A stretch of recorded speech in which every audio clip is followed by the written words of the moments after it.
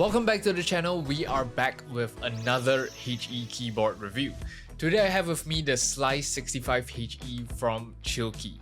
I would like to believe that the Slice 75 was decently popular. It had a bunch of cool features that we haven't seen on HE boards, and it was decently priced. So I am curious as to how this will do. And yes, I know I've been reviewing a little too many HE keyboards, but I promise you, the only gaming stuff I have planned is the TMR, and yeah, that's about it so far.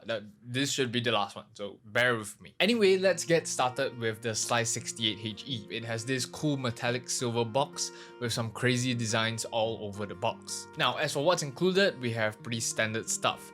A user manual, braided USB-C cable, and the keyboard itself. Now, before we get into the board, I'm just gonna get this out of the way right now. The price. It is priced at $199.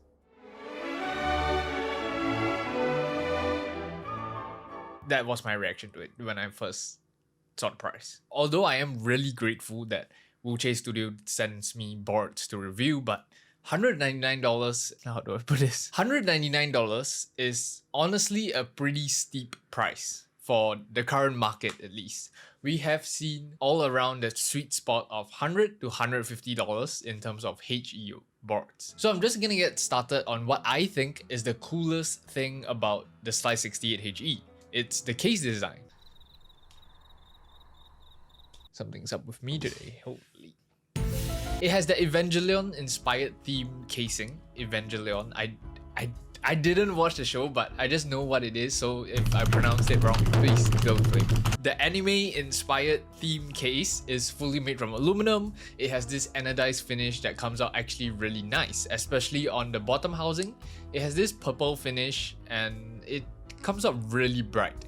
And on the back, we also have this cool design that has sort of a mirror finish in black. It has this little badge that is on the front, and when you combine it with all the different things you find all over the case, from the sides to the back to the front of the case, it all comes together really nicely to bring out the whole mech theme, because that's what the anime is about. It's a lot of really small details, especially for a 65% case. It's honestly pretty impressive. Now, for the keycaps.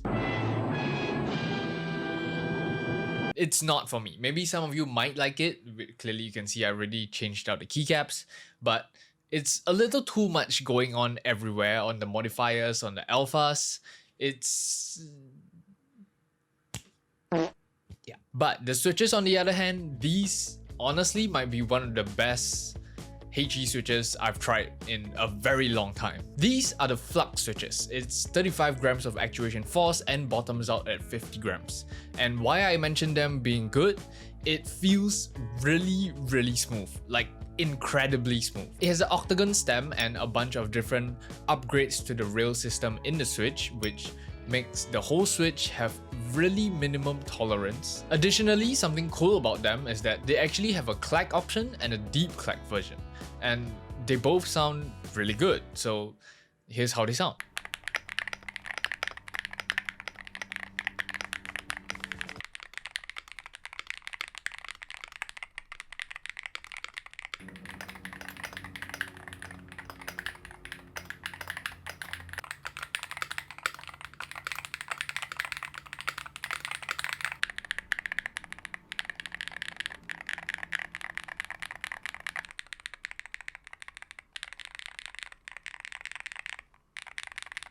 Now, in the typing test, I used two different keycap sets, and that's because I wanted to just roughly show that changing our keycap sets does actually somewhat make a difference. The stock keycaps are 5-sided. What the?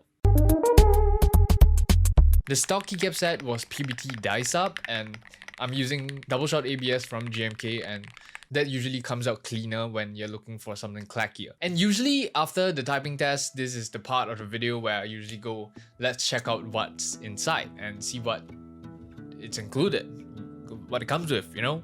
But I couldn't figure out how to open it for a week. I tried contacting the Keycaps team, but they are on holiday. It's the China Golden Week holiday, So here's the X-ray from the product page. It's pretty standard. We have the PE and case foam, but we do also have a cork plate dampener, which is cool. From my experience with a cork plate dampener, it usually provides cleaner clacks. So already with the flux switches and its clack configuration, clack is crazy by the way, clack configuration, the cork dampener does help create something cleaner in terms of sound. Anyway, let's move on to the gaming specs. 8000 Hz polling rate, 0.1 millisecond latency, adjustable actuation precision up to 0.01 millimeters, rapid trigger up to 0.005 millimeters, and of course the standard set of features including dynamic keystroke. And all of these can be tweaked on their web-based driver, so no extra downloads, you don't have to worry about virus whatsoever. Everything is web-based. Just go onto the site and you can tweak your keyboard. And you guys did leave comments saying I should talk a little bit more about the software itself, so I'm gonna try that.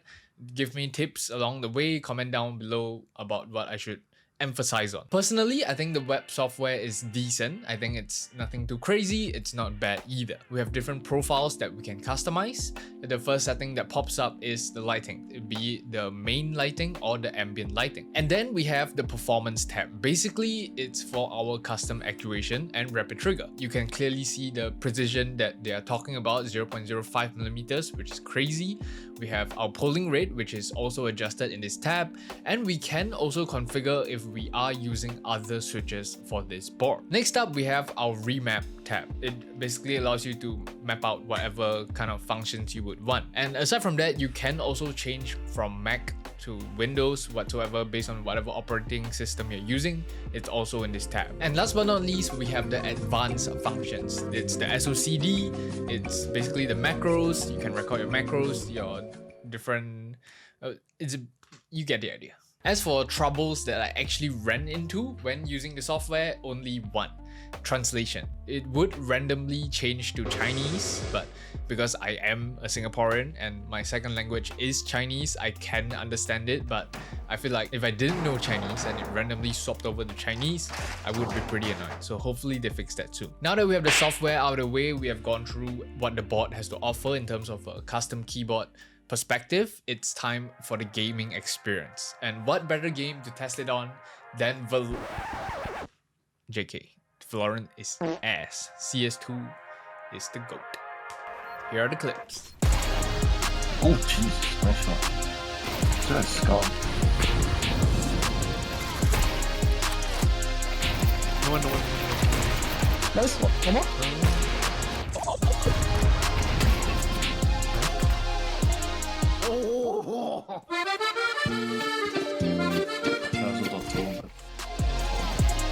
Oh! You got it? Oh my god, you don't require shit. I'm losing.